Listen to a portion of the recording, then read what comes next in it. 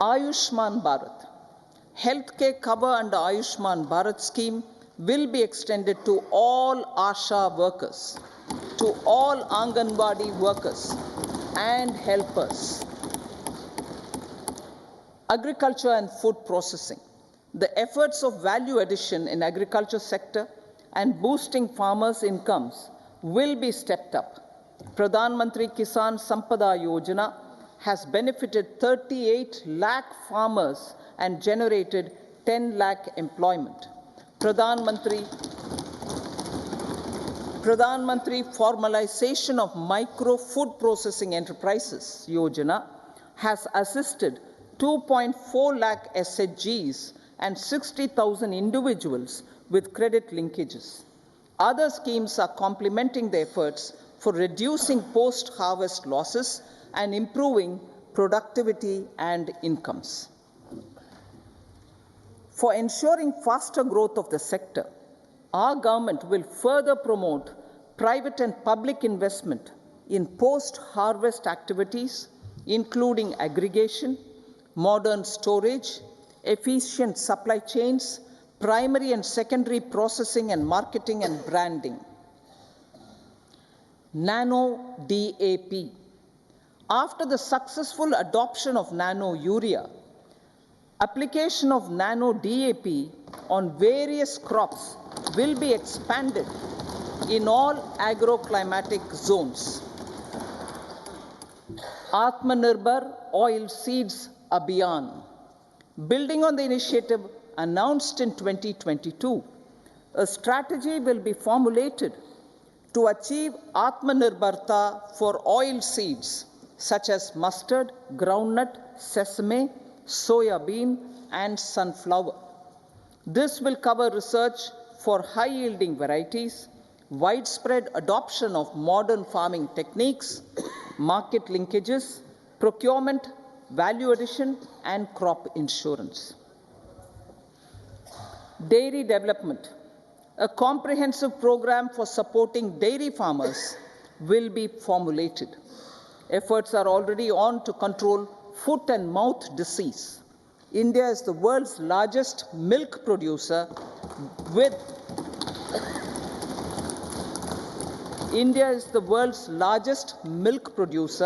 but with low productivity of milch animals.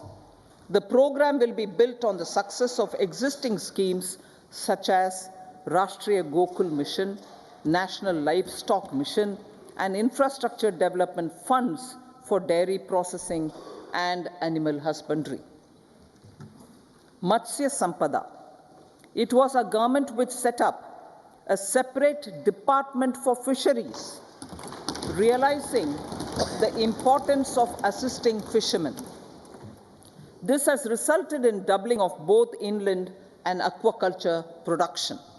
Seafood exports since 2013-14 has also doubled. Implementation of Pradhan Mantri Matsya Sampada Yojana will be stepped up to 1. Enhance aquaculture productivity from existing 3 to 5 tons per hectare. 2. Double exports to 1 lakh crore rupees, and 3. Generate 55 lakh employment opportunities in the near future. 5. Integrate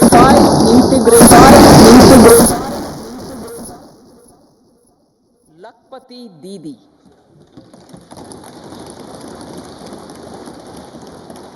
83 lakh SHGs. 83 lakh SHGs with 9 crore women are transforming rural socio-economic landscape with empowerment and self-reliance. Honorable Speaker said, their success has assisted nearly 1 crore women to become Lakpati Didi already. They are an inspiration to others. Their achievements will be recognized through honoring them. Buoyed by the success, it has been decided to enhance the target for Lakpati Didi from 2 crores to 3 crores.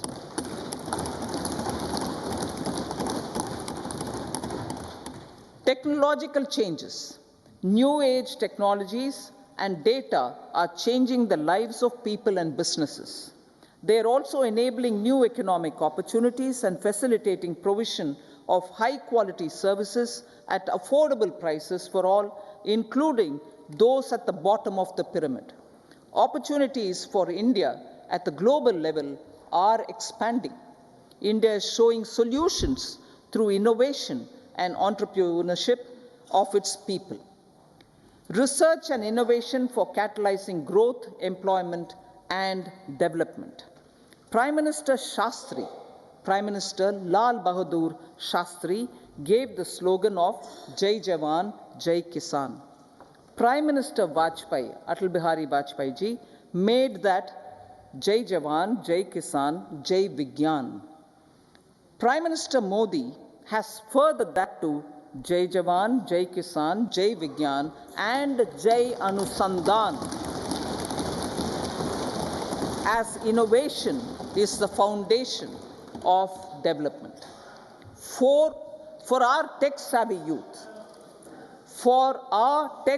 youth, this will be a golden era. A corpus of 1 lakh crore rupees will be established with 50-year interest-free loan provided. The corpus will provide long-term financing or refinancing with long tenors and low and or nil. I repeat that sentence. The corpus will provide long-term financing or refinancing with long tenors and low or nil interest rates. This will encourage the private sector to scale up research and innovation significantly in sunrise domains. We need to have programs that combine the powers of our youth and technology. A new scheme will be launched for strengthening deep tech technologies for defense purposes and expediting Atmanirbharta. Infrastructure development. Building on the massive tripling of the capital expenditure outlay in the past 4 years, resulting in huge multiplier impact on economic growth and employment creation, the outlay for the next year is being increased by 11.1% to 11,111 crore rupees. This would be 3.4% of our GDP. Railways. 3 major economic railway corridor programs will be implemented. These are Energy, Mineral and Cement Corridor. Number 2, Port Connectivity Corridors. And number 3, High Traffic Density Corridors. The projects have been identified under the PM Gati Shakti for enabling multimodal connectivity. They will improve logistics efficiency and reduce cost. The resultant decongestion of the high traffic corridors will also help in improving operations of passenger trains, resulting in safety and higher travel speed for passengers. Together with dedicated freight corridors, these 3 economic corridor programs will accelerate our GDP growth and reduce logistic costs.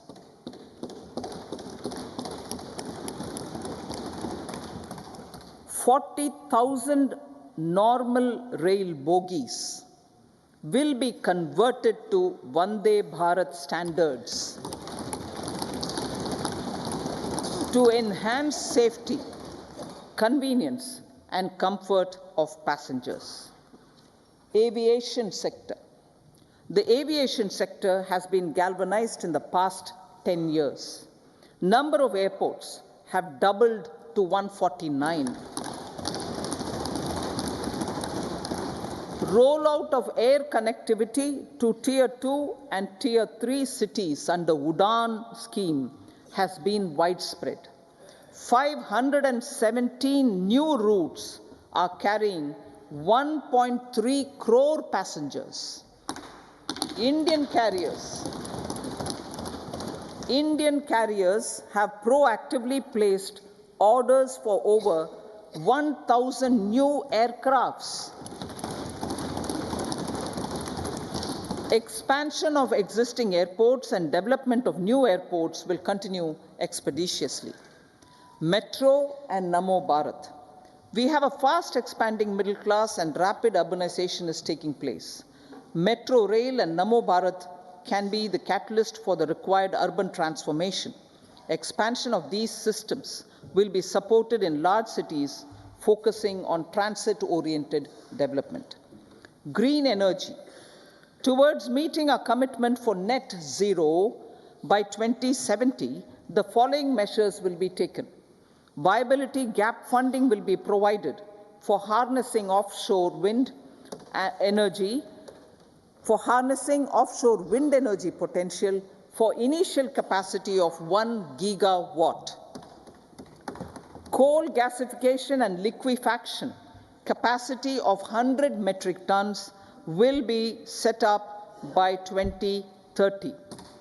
This will also help in reducing imports of natural gas, methanol, and ammonia. Phased mandatory blending of compressed biogas in compressed natural gas for transport and piped natural gas for domestic purposes will be mandated. Financial assistance will be provided for procurement of biomass aggregation machinery to support collection. Electric vehicle ecosystem. Our government will expand this and strengthen the e-vehicle ecosystem by supporting manufacturing and charging infrastructure. Greater adoption of e-buses for public transport networks will be encouraged through payment security mechanism. Biomanufacturing and biofoundry. For promoting green growth, a new scheme of biomanufacturing and biofoundry will be launched. This will provide environment-friendly alternatives such as biodegradable polymers, bioplastics, biopharmaceuticals, and bioagri inputs. This scheme will also help in transforming today's consumptive manufacturing paradigm to the one based on regenerative principles. Blue Economy 2.0. For promoting climate resilient activities for Blue Economy 2.0, a scheme for restoration and adaptation measures and coastal aquaculture and mariculture with integrated and multi-sectoral approach will be launched. Comprehensive development of tourist centers. The success of organizing G20 meetings in 60 places presented diversity of India to global audience. Our economic strength has made the country an attractive destination for business and conference tourism. Our middle class also now aspires to travel and explore. Tourism, including spiritual tourism, has tremendous opportunities for local entrepreneurship. States will be encouraged to take up comprehensive development of iconic tourist centers, branding and marketing them at global scale. A framework for rating of the centers based on quality of facilities and services will be established. Long-term interest-free loans will be provided to states for financing such development on matching basis. To address the emerging fervor for domestic tourism, Honorable Speaker, sir, projects for port connectivity, tourism infrastructure, and amenities will be taken up on our islands, including Lakshadweep. This will help in generating employment also. Promoting investments.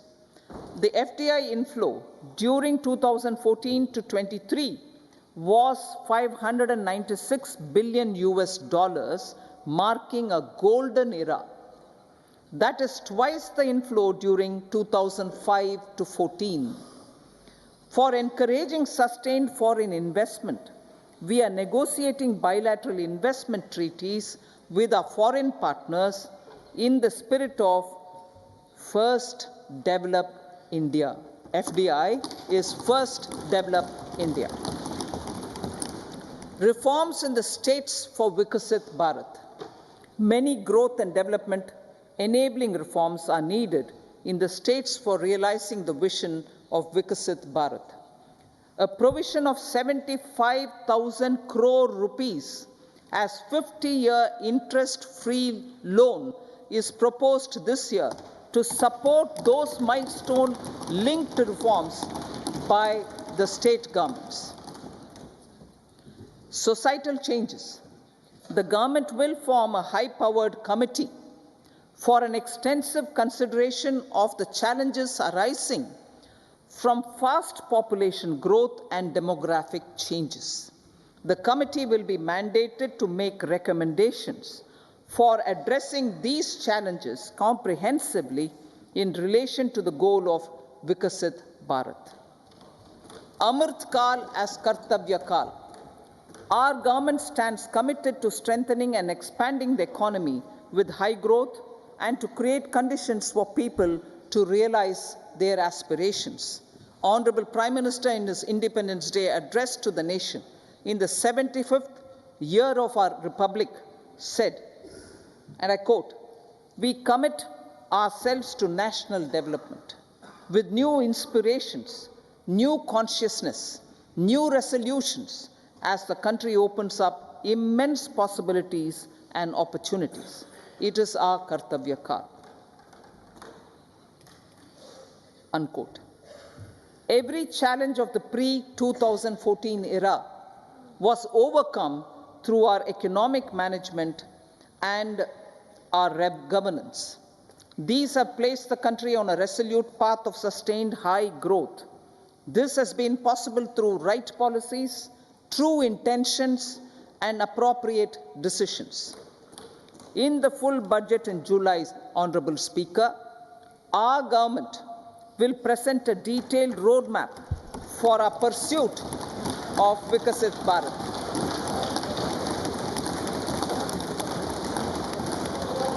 Revised estimates of 2023-24. The revised estimate of the total receipts other than borrowings is 27.56 lakh crores of rupees, of which the tax receipts are 23.24 lakh crore rupees. The revised estimate of total expenditure is 44.90 lakh crore rupees. The revenue receipts at 30.03 lakh crore rupees are expected to be higher than the budget estimate, reflecting strong growth momentum and formalization in the economy. The revised estimate of the fiscal deficit is 5.8% of GDP, improving on the budget estimate, notwithstanding moderation in the nominal growth estimates. Budget estimates for 2024-25. Coming to the year 2024-25, the total receipts other than borrowings and total expenditure are estimated at 30.80 and 47.66 lakh crore rupees respectively. The tax receipts are estimated at 26.02 lakh crore rupees. The scheme of 50-year interest-free loan for capital expenditure to states will be continued this year with an outlay of 1.3 lakh crore rupees.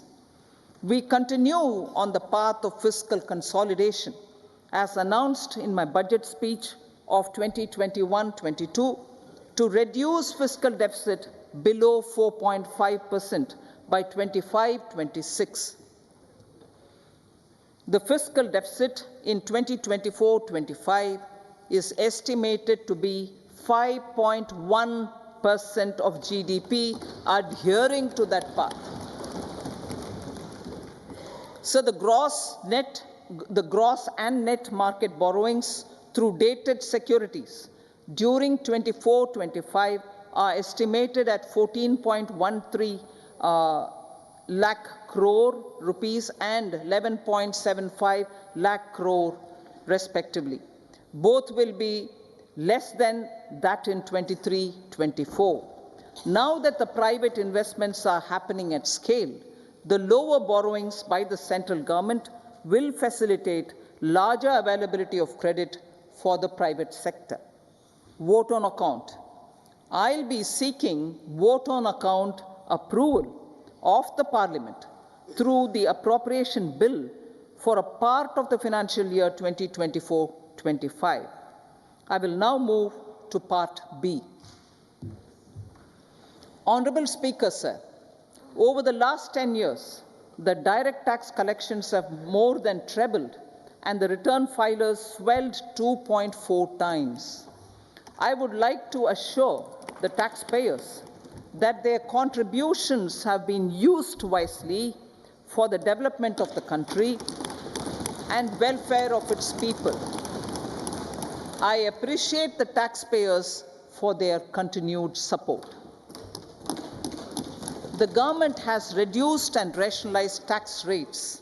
Under the new tax scheme, there is now no tax liability for taxpayers with income up to 7 lakh rupees, up from 2.2 lakh rupees in the financial year 2013-14. The threshold for presumptive taxation for retail businesses was increased from 2 crores to 3 crores. Similarly, the threshold for professionals eligible for presumptive taxation was increased from 50 lakh rupees to 75 lakh rupees. Also, corporate tax rate was decreased from 30% to 22% for existing domestic companies and to 15% for certain new manufacturing companies. Honourable Speaker, sir, in the last 5 years, our focus has been to improve taxpayer services. The age-old jurisdiction-based assessment system was transformed with the introduction of faceless assessment and appeal, thereby imparting greater efficiency, transparency, and accountability. Introduction of updated income tax returns, a new Form 26AS, and pre-filling of tax returns have made filing of tax returns simpler and easier. Average processing time of returns has been reduced from 93 days in the year 2013-14 to a mere 10 days this year, thereby making refunds faster. Indirect taxation. By unifying the highly fragmented indirect tax regime in India, the GST has reduced the compliance burden on trade and industry. The industry has acknowledged the benefits of GST.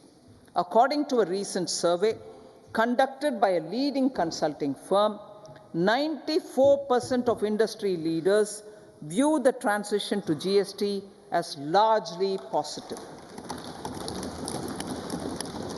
According to 80% of the respondents, it has led to supply chain optimization, as elimination of tax arbitrage and octroi has resulted in disbanding of checkposts at the state and city boundaries. At the same time, tax base of GST more than doubled, and the average monthly gross GST collection has almost doubled to 1.66 lakh crores this year. States too have benefited. States' SGST revenue, including compensation released to states in the post-GST period of 2017-18 to 2022-23, has achieved a buoyancy of 1.22.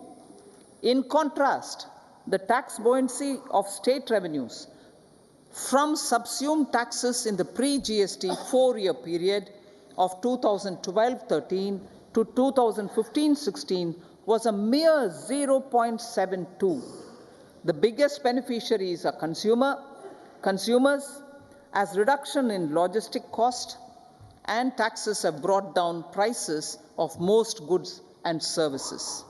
We have taken a number of steps in customs to facilitate international trade. As a result, the import release time declined by 47% to 71 hours at inland container depots, by 28% to 44 hours at air cargo complexes, and by 27% to 85 hours at seaports over the last 4 years since 2019, when the national time release studies were first started. Tax proposals. As for tax proposals, in keeping with the convention, I do not propose to make any changes relating to taxation and propose to retain the same tax rates for direct and indirect taxes, including import duties. However, certain tax benefits to startups and investments made by sovereign wealth or pension funds, as also tax exemption on certain income of some IFSC units, are expiring on 31/3/2024. To provide continuity in taxation, I propose to extend the date to 31/3/2025.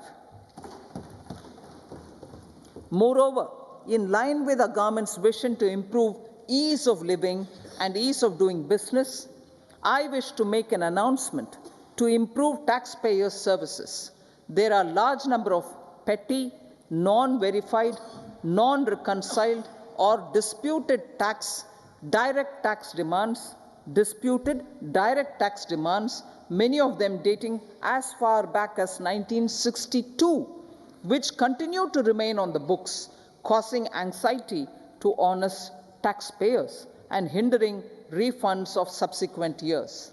Honorable Speaker, sir, I propose to withdraw such outstanding direct tax demands up to 25,000 rupees pertaining to the period up to financial year 2009-10 and up to 10,000 rupees for financial years 2010-11 to 2014-15. This is expected to benefit about 1 crore taxpayers. 1 crore taxpayers would benefit out of this. Economy then and now. In 2014, when our government assumed the reins, the responsibility to mend the economy step by step and to put the governance systems in order was enormous. The need of the hour was to give hope to the people, to attract investments, and to build support for the much needed reforms. The government did that successfully, following a strong belief of nation first. The crisis of those years has been overcome, and the economy has been put firmly on a high, sustainable growth path with all-round development. It is now appropriate to look at where we were then. I repeat, it is now appropriate to look at where we were then till 2014 and where we are now, only for the purpose of drawing lessons from the mismanagement of those years. The government will lay a white paper on table of the House.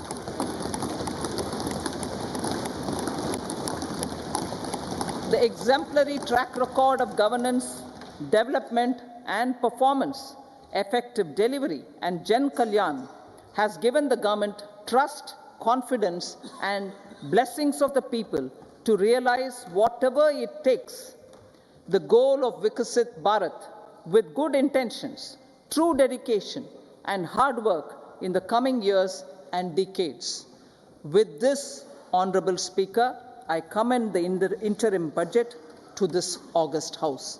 Jai Hind.